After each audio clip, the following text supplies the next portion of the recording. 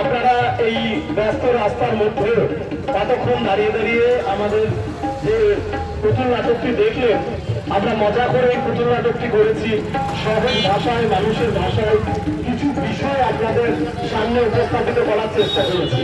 প্রথম বিষয় হচ্ছে যে আমরা ভিভিপ্যাটের কথা বারবার বললাম কেন, আপনি যখন ভোট দিতে যাবেন তখন ওই যখন বোতাম টিপবে তখন দেখেন তার পাশে আরেকটি ছোট্ট মেশিন আছে, যে মেশিনটিতে আপনি যাকে ভোট দিলেন সেই প্রার্থী ভোট পেল কিনা আপনার নিজের পরখ করে নেওয়ার ব্যবস্থা আছে। 7 সেকেন্ড ওই স্ক্রিনে ওই ছবিটা ফুটে উঠবে এবং 7 সেকেন্ড পর মেশিনে জমা পড়ে যাবে।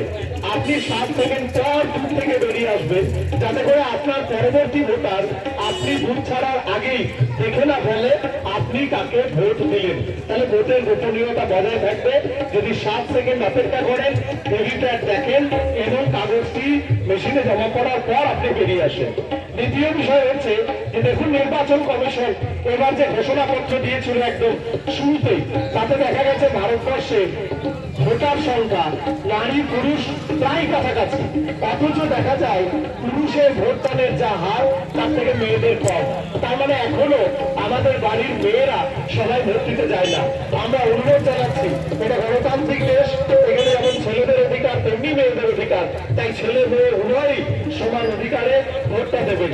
আরেকটা বিষয়, নির্বাচন কমিশন যারা প্রতিবন্ধী, যারা বয়স্ক ভোটার, তাদের জন্য সমস্ত সুযোগ সুবিধা রেখেছে। বুথে যদি 40% বেশি প্রতিবন্ধী হয় অথবা 85 বছরের ঊর্ধ্বে কোনো বৃদ্ধ বৃদ্ধা হয়, তাহলে তো তাদেরকে বুথে এবছর যেতেই হবে না, তার বাড়িতেই নির্বাচন কমিশনের প্রতিনিধি আসবে এবং তারা আপনার বাড়ি থেকেই ভোটটা নিয়ে নেবে। আর শেষ কথা এটাই বলবো যে কোথাও কোনো সমস্যা হলে, কোনো সংশয় হলে অথবা কেউ ভয় দেখালে, কেউ প্ররোচিত করলে, আপনার হাতে একটি মোবাইল নাম্বার আছে, সেটি হচ্ছে 1950। এই নাম্বারে ফোন করলে নির্বাচন কমিশন তার বিরুদ্ধে ব্যবস্থা নেবে।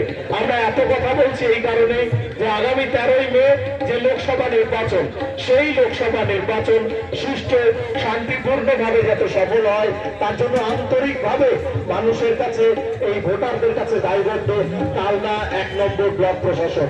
তাই তাদের পক্ষ থেকে বলছি, আসন্ন নির্বাচন শান্তিপূর্ণভাবে সুষ্ঠুভাবে সম্পন্ন করার জন্য আপনারা থাকুন, আপনারা সহযোগিতা করুন।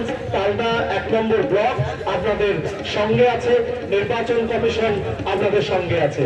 আসুন আগামী 13ই মে আমরা জয়যুক্ত করি ভারতবর্ষের গণতন্ত্রকে। ভারতবর্ষের এই যে সর্ববৃহৎ গণতন্ত্রের উৎসব, এই যে লোকসভা নির্বাচন, এই লোকসভা নির্বাচনে আরো একবার গৌরবান্বিত হোক ভারতের সংবিধান, ভারত রাষ্ট্র এবং ভারতের গণতন্ত্র। সকলে ভালো থাকুন।